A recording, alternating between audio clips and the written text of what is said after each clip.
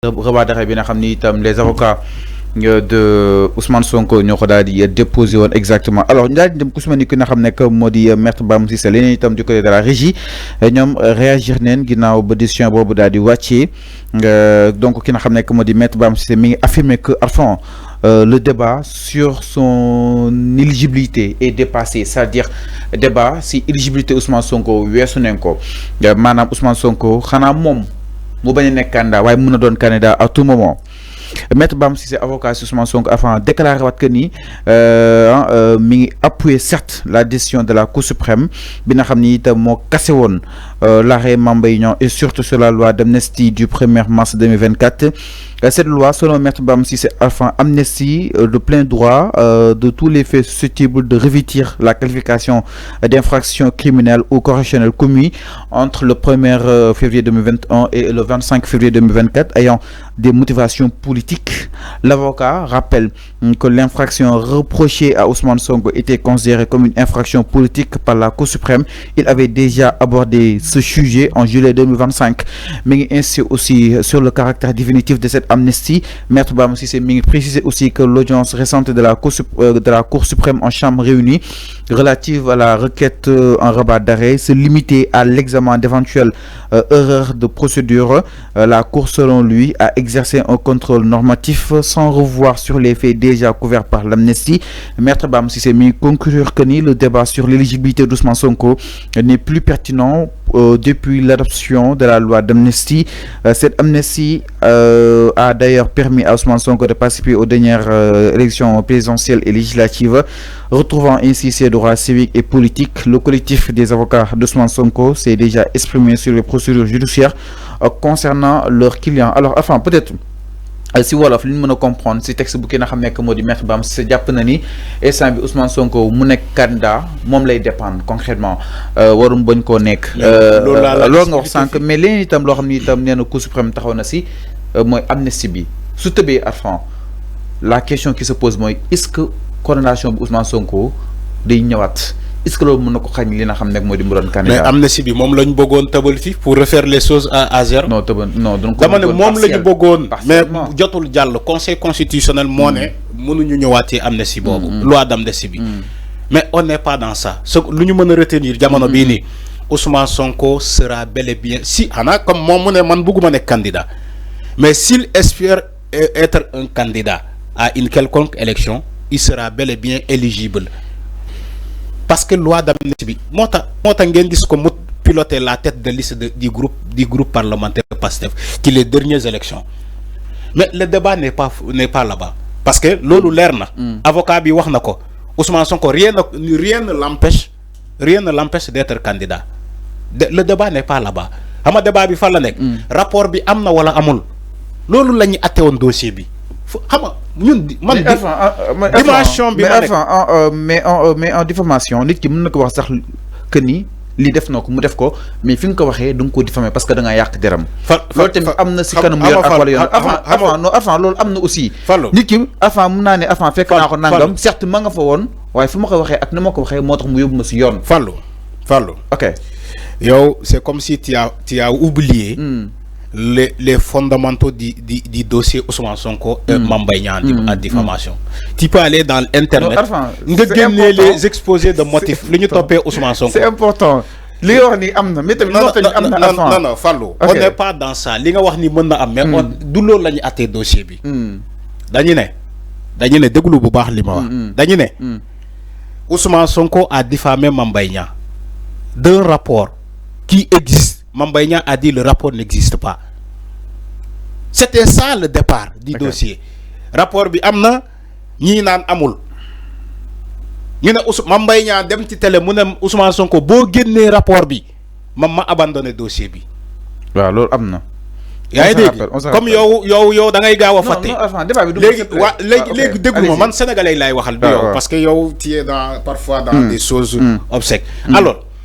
léegi Mame Mbaye Niang dem ne Ousmane Sonko boo génnee rapport bi ma bàyyi dossier bi ma xam ni kon rapport am na te jamono boobu ki signé woon les frais de mission de l'enquête Amadou Ba dem na ci émission moom ak Maïmouna Ndour je ne sais pas qui mu ne rapport bi am na Amadou Ba dem na assemblée nationale wax na ko fa mu ne rapport bi am na te Mame Mbaye dafa jàpp ni que moom Amadou Ba moom moo publier rapport bi wala moom moo ko jox loolu donc le rapport existait bel et bien moo tax Ousmane Sonko wax ci ay magistrats tu sais Fallou dans un pays sérieux des magistrats ne peuvent pas dire que rapport bi amul alors que rapport bi am na. mais est-ce que war na wax ci magistrat yi xam naa loolu dinañ si ñëw. non dama ne dans un pays sérieux laa wax. ok comment un magistrat bii àtte dossier yow ñu may la sañ-sañ nga def ay enquête ci dossier boobu ba xam ndax rapport bi am na wala amul yow magistrat bi tu te permet de dire que rapport boobu amul ba dossier boobu traîner fi ay morts il y avait des morts ci dossier boobu il y avait des casses de biens des enseignes français qui ont été brûlés ay Auchan ay stations d'essence lépp la ñu taal des magistrats yi toog ci dossier boobu di naan rapport bi amul alors que rapport bi am na. Dans un pays sérieux, comment on va gérer ces magistrats-là? C'est la question dont les Sénégalais se posent. Magistrats yi atte woon dossier Mame Mbaye Niang Ousmane Sonko léegi magistrats yooyu lan lañ leen def ñun Sénégalais lan la ñuy def magistrats yooyu bu fekkee rapport Ousmane Sonko nu mu ko wanee démb ni rapport bi am na léegi quel sera le sort. non Ousmane Sonko moo ni rapport bi am na mais aussi da ngay jox aussi Arfan. dama ne. benn présomption d'innocence à Mame Mbaye Niang. parce que Ousmane Sonko en tant que premier ministre. en tant que premier ministre. dina toog ci live ci télé. di génne un document. boo xamante ne amul certitude juridique base juridique. yow est-ce que xam nga li ngay wax. kenn waxu ko. kenn waxu ko de. non yow mii yaa koy wax. joxal présomption d'innocence à Mame Mbaye Niang. loolu la Fallou j'ai bien précisé mes mots. le rapport qui existe. yow da ngaa sukkandiku si rapport bi Ousmane Sonko génnee mais ne aussi si équilibrisme da ngay jox aussi présomption d'innocence à Mame Mbaye Niang. dama dégg ko réaction ak. xama la laay xaar nekk moo di par rapport ak décision bi wàcc. je parle de ça. xama la laay xaar. non arrête di déformer samay propos. Fallou ok. c'est-à-dire que il faut revenir dans de meilleurs sentiments. Les gens parlent d'un rapport qui existe ou qui n'existe pas. Qui n'existe pas. Ousmane Sonko, en tant que chef du pouvoir, dafa génne démb rapport. mu ne rapport pré-rapport baa ngi nii rapport baa ngi nii. te rapport bi Amadou Ba moo signé les frais de rapport les frais de mission. xam nga la lay xaar man. Amadou Ba lay xaar mu tontu. Amadou Ba ci boppam bi signé woon les frais de mission moom lay xaar mu tontu ndax rapport boobu. C'est un vrai rapport ou un faux rapport.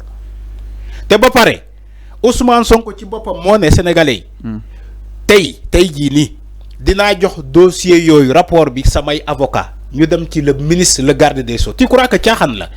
Ousmane Sonko dina yor un faux document. di yab non yow. kenn waxul faux document Arfan. dégg nga déggoo faux document. léegi dina yor ay papier yu mel noonu. mu ne avocat mi jël leen éléments yi ni ngeen dem. ci garde des Sceaux interpellé ko ni que il faut que ñu enrôler waatu dossier bi parce que on a des éléments nouveaux gis nga journaliste buy def liggéey. da ngay def liggéey bu équitable. selon le traitement de l'information. fa lay woowee nag. c'est très important c'est important parce que moom ak donc may ñaaw ñoo ko sekk. moo tax fa lay woowee bul penché wu rek si benn côté. moo tax ma ne la ma ne. ok moo tax ma ne la j'attends Amadou Ba mu weddi Ousmane Sonko lu mu wax. c'est ça en fait oui. j'attends Amadou Ba te bu ko weddiwulee dañuy dem ci kanam yoon. man maa ngi koy annoncé fii dossier bi xaajul bay jeex man bi may ne dossier Prodac commencé gul sénégalais mën nañu ma en témoigner Ousmane Sonko l'a répété hier ni dossier bi commencé gul man yàgg naa ko fi wax ça fait des mois ma ne la dossier Prodac xaajul bay commencé gul ku yaakaar ni que Mame Mbaye Niang moo am dëgg léegi on a abandonné les charges ci dossier boobu da ngay nax sa bopp parce que dossier bi commencé gul. La question c'était le rapport, l'existence du rapport. Amna wala amul. Quand les députés ont proposé de voter une loi, une proposition de loi pour nous mener déglu magistrat yi, c'est une très bonne affaire. Li mel ni lañuy soralé. Ay magistrat até dossier bo xamantene dafa lalu ci ay tiaxan. ñu dem ba gis ni que dëgg bi nii la demee ñu woo leen ñu ñëw justifier lan la ñuy attee dossier boobu xanaa xamoo ni que loi boobu bi député yi proposé toutefois loi boobu mu dugg en vigueur ba ñu voté ko magistrat yi atte woon dossier Mame Mbaye Niang Ousmane Sonko, ces magistrats là devaient être entendus à l'Assemblée nationale.